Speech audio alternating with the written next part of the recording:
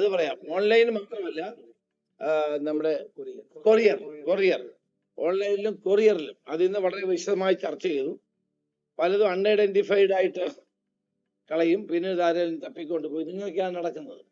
അതുപോലെ തന്നെ ട്രെയിനുകൾ ഡ്രോപ്പിംഗ്, ഇപ്പം തിരുവനന്തപുരം സ്റ്റേഷൻ വരുന്നതിന് മുമ്പ് തന്നെ ഇടയ്ക്ക് വെച്ച് ഡ്രോപ്പ് ചെയ്യും സാധനങ്ങൾ.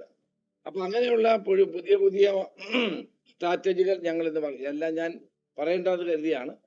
ഓരോ സ്ട്രാറ്റജികൾ ഇപ്പൊ ഇവർ അഡോപ്റ്റ് ചെയ്യുന്ന പുതിയ പുതിയ സ്ട്രാറ്റജികൾ, ഒന്ന് കൊറിയറിലൂടെ, പിന്നെ ഓൺലൈനിലൂടെ, അതോടൊപ്പം തന്നെ പിന്നെ സ്വിഗ്ഗി പോലെയുള്ള ഫുഡ് ചെയിനുകളിലൂടെ ഒക്കെ ചെയ്യുന്നുണ്ട്. പിന്നെ മെഡിക്കൽ ഷോപ്പുകാർ, കഴിഞ്ഞ ദിവസം ഞാൻ മെഡിക്കൽ ഷോപ്പുകാരുടെ കാര്യം പറഞ്ഞു. മെഡിക്കൽ ഷോപ്പിൽ ഡോക്ടറുടെ പ്രിസ്ക്രിപ്ഷൻ ഇല്ലാതെ ഒരു മരുന്ന് കൊടുക്കാൻ പാടില്ല. ഇപ്പൊ ഈ ഡ്രഗ് ഇവിടെ കുറവായതുകൊണ്ട് ഇത്തരം ക്യാൻസറിന് ഉപയോഗിക്കുന്ന മരുന്ന് വരെ ആളുകൾ വാങ്ങിച്ചുകൊണ്ട് പോകണം മെഡിക്കൽ ഷോപ്പിൽ നിന്ന്. അപ്പൊ അങ്ങനെ അത് ചെയ്യുന്നത് കുറ്റകരമായ കാര്യമാണ്.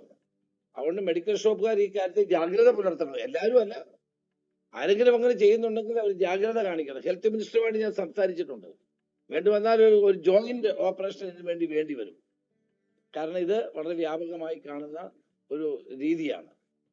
അതുപോലെ പുതിയ പുതിയ ഇപ്പൊ അവര് നമ്മൾ ഈ ഓപ്പറേഷൻ തുഫാൻ ശക്തിപ്പെടുത്തിയതോടുകൂടി ഈ ഡ്രഗ് പെഡലേഴ്സ് ഇപ്പൊ ഒരു പുതിയ പുതിയ മാർഗങ്ങൾ കണ്ടെത്തുകയാണ്. ആ മാർഗങ്ങൾ എന്താണെന്ന് കണ്ട് നമ്മളും അതിനനുസരിച്ചുള്ള രീതികൾ അഡോപ്റ്റ് ചെയ്യാനാണ് ഇന്ന് തീരുമാനിച്ചിട്ടുള്ളത്.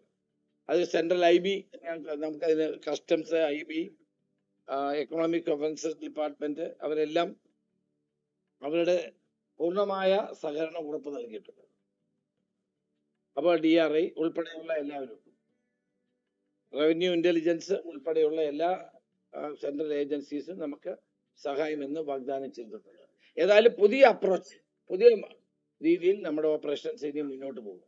അതിന് തെക്കേന്ത്യ സംസ്ഥാനങ്ങളിലെ എല്ലാ പോലീസ് മേധാവികളും അവരുടെ സഹകരണം ഉറപ്പ് നൽകിയിട്ടുണ്ട്.